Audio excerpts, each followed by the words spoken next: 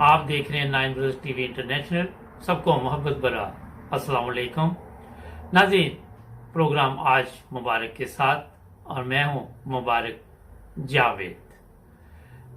आज मेरे एक मौलवी साहब काबू आ गए।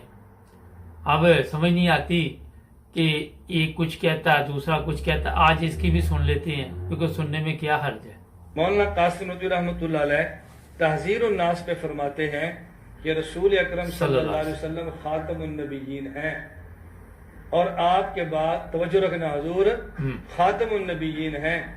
अगर आपके बाद कोई नबी आ भी जाए तो खत्म नबूवत में कोई फर्क नहीं पड़ता। और ये लिखा है तहज़ीरुन नास में लिखा है। हुण दस ना खत्म नबूवत दा मुनकर है तेरा प्यो भी। अगर बाद ज़माने नबी कोई और नबी आ जाए खातमियत में कोई फर्क नहीं आता। मैं कह नहीं आऊंगा तो हुण फिर सलवटा क्यों खाना है। मजलिस तहफ़्फ़ुज़ खत्म नबूवत दा सेफ्टी बन के अबैदुर रहमाना सारी गली तो चंदे ते तू करने और लानतिया तेरा ते प्यो भी नहीं कायल खत्म नबूवत दा। मिर्जा नासिर खान दी रिकॉर्ड 73 की असेंबली का रिकॉर्ड उठा के देखो। मैंने खुद पढ़ा है और आपको पढ़ा सकता हूं। मौसम न्याजी हाथ बदे मुफ्ती महमूद ने साढ़े को कुछ नहीं बनता हूं कुछ करना ही उन्होंने रखा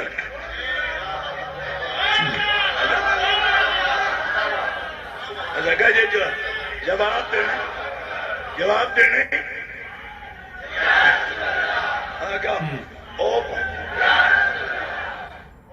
क्या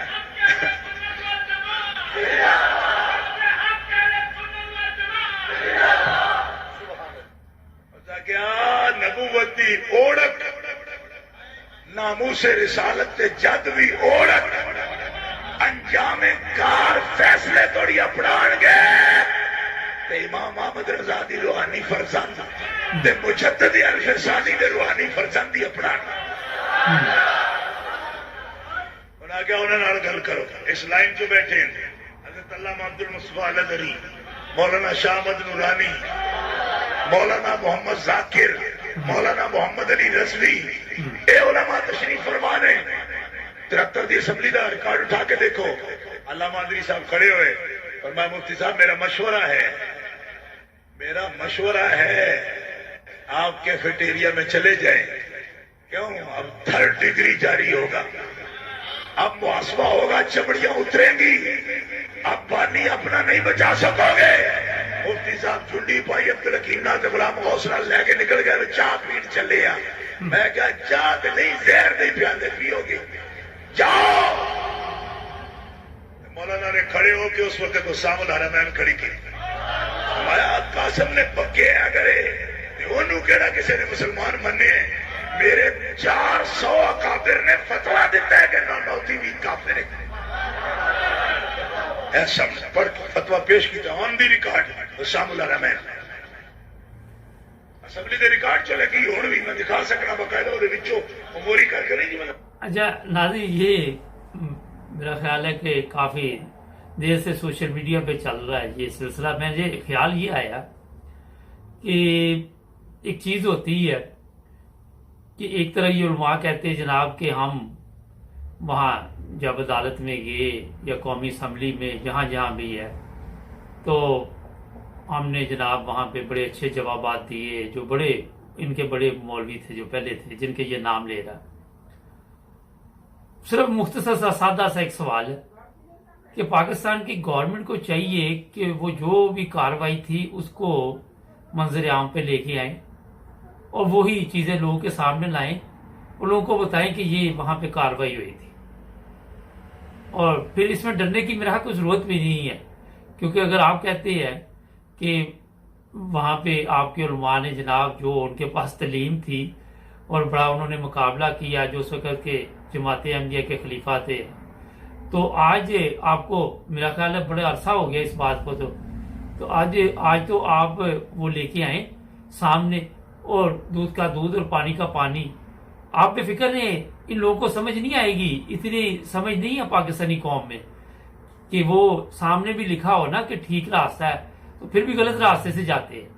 इसलिए इस चीज़ की भी आपको परेशानी लेने की ज़रूरत नहीं है किसी किस्म की। और मेरा ख्याल है जो भी चीज होती है वो अगर बंदा सच्चा हो तो उसको डरने की भी जरूरत नहीं होती, झूठे बंदे के लिए मुसीबत बनी होती है। और फिर ये जनाब आधे मौलवी कह रहे हैं कि नबी आ सकता है, कोई कहता नहीं आ सकता, कोई कहता है कि इमाम मेहदी ने आना है। इनको खुद इस चीज का अभी तक इल्म नहीं है। तो मेरा ख्याल है कि इस पे उलमा को चाहिए कि बेहतरीन ये तरीका है कि वो जो भी कार्रवाई थी उसको सामने लाएं, शायद उससे आप कोई सीख सकें। वहां पे आपके जो बड़े उलमा थे उन्होंने जो अपना सवालात किए, उस वक्त के जो जमात अहमदिया के खलीफा थे, तो जाहिर है उनके पास ज्यादा इल्म था आपसे, आपने तो उनसे सीखा ना।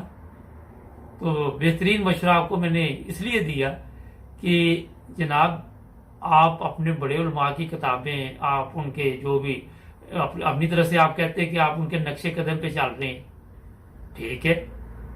और फिर ये भी आप कहते हैं आप हक पे हैं, चलें ये भी ठीक है, मान लिया मैंने। मगर कुछ चीजें तो लाए ना जहां पे आपको पता चले कि वाकई आप हक पे चल रहे हैं। शायद उसमें आपकी सलाह हो जाए, शायद उसमें किसी चंद उलमा को समझ आ जाए, मगर इतनी जल्दी आएगी नहीं, इसकी भी फिक्र नहीं करनी है आपने। जिस तरह मैंने कहा ना, जिस तरह कौम को समझ नहीं आती कि वो क्या रहा है, वो क्या कर रहे। तो ये आज मैंने थोड़ा सा आपको बताया। कल मैंने कुछ टीवी पे प्रोग्राम देखे, क्योंकि जाहिर है काफी दिनों बाद मुझे टाइम मिला। तो वहां पे जो बहस हो रही थी वो ये हो रही थी जनाब अली के नून लीग में ये हालात खराब हो गए है। नून लीग जो है वो एक तरफ हमजा है, दूसरी तरफ मरियम है, और बड़े बड़े दानिशवर वहां बैठे हुए थे और लोग बड़े मजे से वो प्रोग्राम देखते हैं। वहां पे कोई मुल्क की इस्लाह की कोई बात नहीं हो रही होती, इनके खानदानों की बात होती है। और फिर ये भी कहा गया कि मरियम का बेटा भी तैयार हो रहा है, अभी वो सियासत में नहीं आएगा। पाकिस्तान के लोगों के लिए ये मैं बताना चाहता हूं कितनी आप लोगों की बदकिस्मती से आप कह सकते हैं कि नस्ल दर नस्ल वो लोग आप पे हुकूमत करते हैं। एक तरफ वो जरदारी का बेटा है, जरदारी पे भी इल्जाम आता है, नवाज शरीफ पे भी इल्जाम आता है, वो क्या नाम है उसका, शहबाज शरीफ पे भी इल्जाम आता है, मरियम पे भी है, हमजा पे भी है। सब लोगों पे ये इल्जाम आता है कि इन्होंने मुल्क को नुकसान पहुंचाया और बेशुमार दौलत जो मुल्क की इधर से उधर की। और इनके पास वीडियो संभाली हुई है, हमारे पास वीडियो है, रसीदें कोई नहीं किसी के पास भी। जो चीज अदालतें मांगती वो नहीं है। मगर ये एक चीज मुझे समझ नहीं आती कि 2-3 साल हो गए ये केस चल रहे हैं कि अदालतें कहां पे हैं, क्यों नहीं इन लोगों को नाअहल करार देती, क्यों नहीं इनको सजाएं देती, ताकि जो आने वाले इंतखाबात है उनमें ये हिस्सा न ले सके। इसी पे लोग सियासत कर रहे हैं, इसी पे बातचीत कर रहे हैं।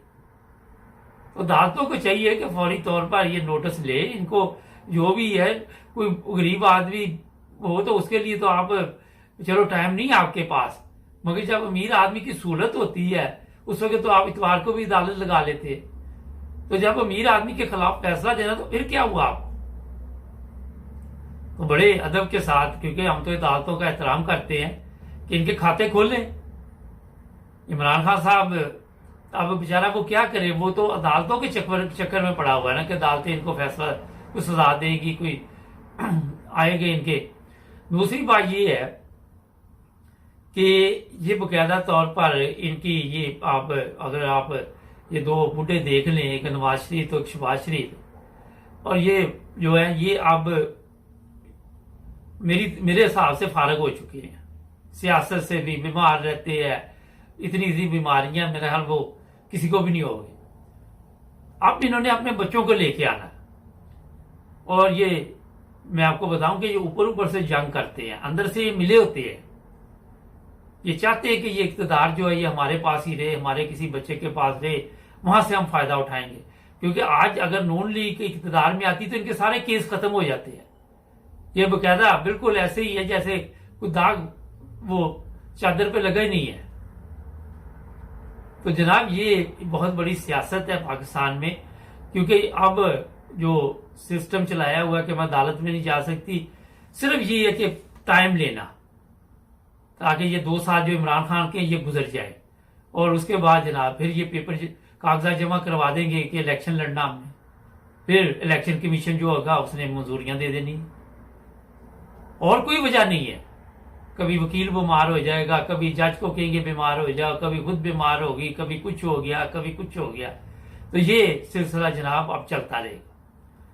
मैंने काफी दिनों से ये सियासत में बात नहीं की थी।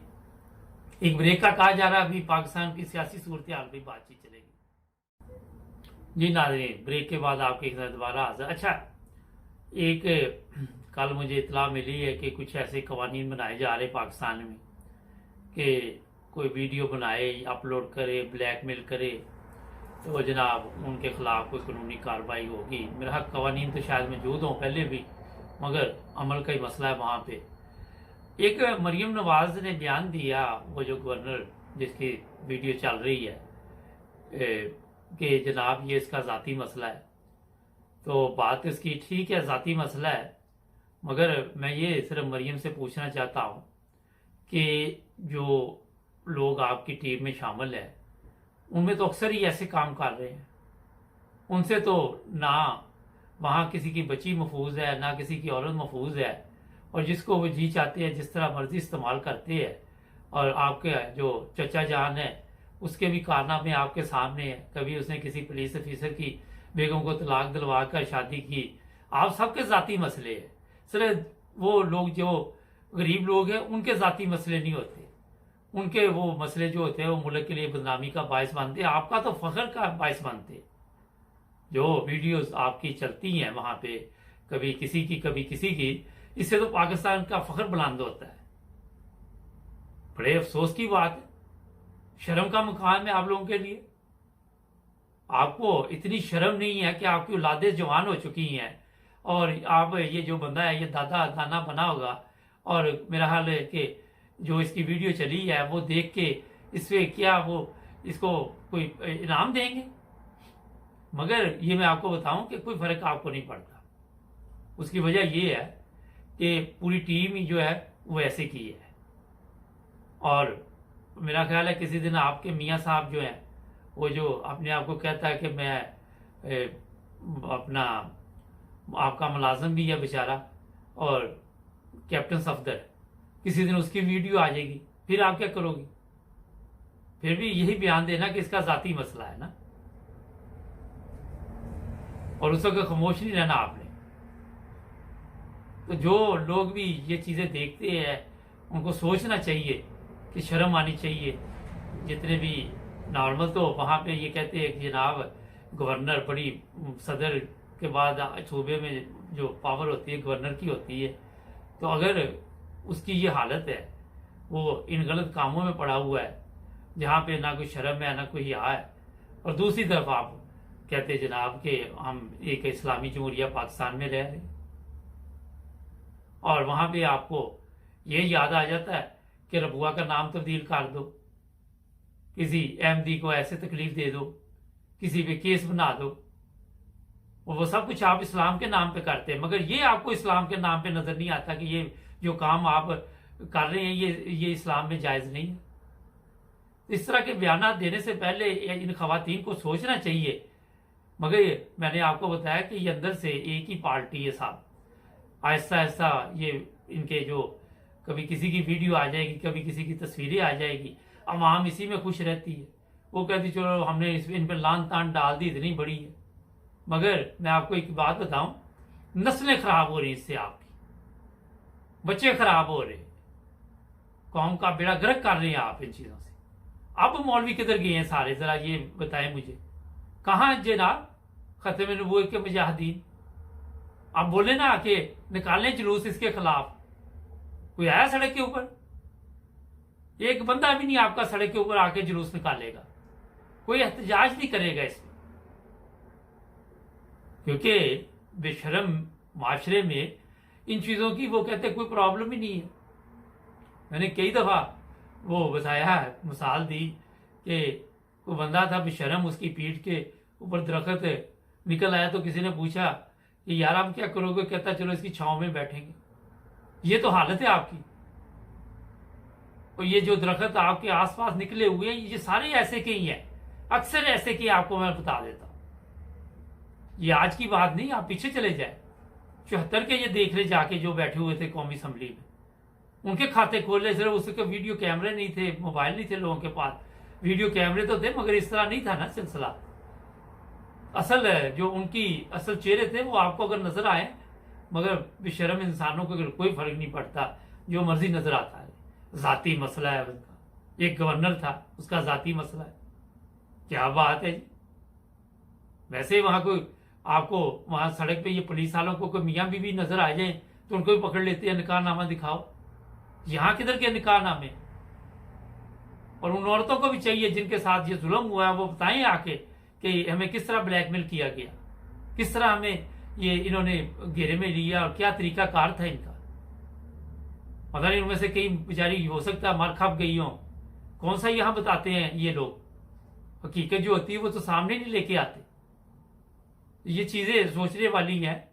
तो जो मीडिया वाले ऊपर बैठे हुए हैं, जो ये न्यूज चला रहे हैं, जो आके इनकी फैमिली के ऊपर तो सारा दिन तबसरे करते, अपने आप को बड़े सीनियर सहाफी समझते, उनको चाहिए ना कि आके ये जाती मामले पे बात करें। अब क्या मौत पड़ गई आपको, फालिज गिर गया था आपकी जुबानों में? ना कोई मौलवी बोल रहा है ना आप बोल रहे, क्या हुआ आपको? कोई है शर्म किसी के अंदर? आके बस वहां पे 4 बंदे इतने जी, वो बड़ा सीनियर सहाफी है, खाक सीनियर सहाफी है। पहले आपको सेटिंग की जाती है, बताया जाता है ये सवालात करने, ये नहीं करने, और फिर उस पर सवालात आप करते हैं। तो ये चीजें मैंने इसलिए इनको बताई हैं कि इनका असल चेहरा जो आपके सामने आ जाए तो आप सोच नहीं सकते कि आप खौफ से मर जाए। ये ऐसे जालिम लोग हैं, इनके नजदीक ना कोई इंसान है, ना कोई खतून है, ना कोई बच्ची है, और ये जो भी है फिर उस माशरे में यही हालत होती है। ये छुप छाप आके ये काम करते हैं, वीडियो के जरिए बाहर आ जाते हैं। दूसरे मुजरिम जो होते हैं वो सामने करते हैं, जो गरीब होता है वो पकड़ा जाता है, अमीर जो होता है वो उसके लिए कोई प्रॉब्लम नहीं। तो ये बड़े ही अफसोसनाक वाकयात है, इसलिए ये मैं आपको बता देता। एक बंदे ने, किसी ने दरख्वास्त दी है सिंध हाई कोर्ट में या कहाँ, तो मगर जो कानूनी कार्रवाई है वहां पे पाकिस्तान में, तो फिर जना का भी केस बनता है, वो किधर गया फिर? अब कहां गया? किसी को याद है किसी मौलवी को कि नहीं मर गए सब? किसी के जेहन में आया कुछ? आके उधर सारा दिन तो सोशल मीडिया पे बड़ा कुछ बताते हैं आप लोग। दादी ये असल में मैं कभी कभी इनको, इनका जो चेहरा है जरा अच्छे तरीके से दिखाना चाहता हूं ताकि शायद कोई शर्म से डूब मरे, मगर इतनी जल्दी नहीं ये शर्म वाले हैं। कल फिर मिलेंगे नए तबसरे। हमारे चैनल को सब्सक्राइब करें। मिलेंगे कल नए प्रोग्राम में। अपना ख्याल रखें। अल्लाह।